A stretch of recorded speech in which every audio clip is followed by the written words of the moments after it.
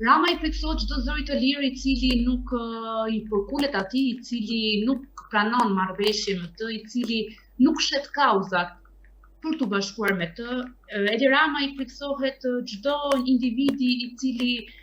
nuk pranon të bëhet pjesë e pushtetit të tij dhe as të bëjë marrëveshje me pushtetin e tij. Edi Rama i friksohet një grup qytetarësh që protestojnë para dyerve të kryeministrisë, duke i kujtuar çdo ditë që ai është një hajdut dhe sjell her pas here forcat e policisë për t'u ambëndur zërin, për të mos i lënë të protestojnë. Edi Rama i friksohet votës së lirë dhe prandaj ai bashkë me Partinë Demokratike kanë rënë dakord për kodin aktual që ne kemi zgjedhor, i cili patjetër që është një kod që u jep vetëm atyre forcën, u jep vetëm atyre votën, u jep atyre mundësinë për të mos lënë përpajsimin e alternativave të reja në parlament. Edi Rama i friksohet çdo njeriu i cili reagon kundrejt tij.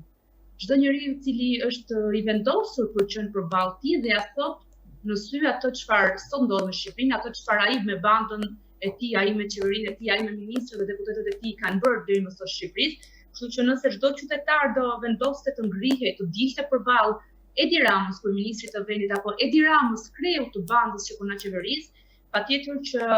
edhe mënyra e reagimit nga qeveria shqiptare për lloj kauze do ishte edhe më shpejtë dhe më ndryshe.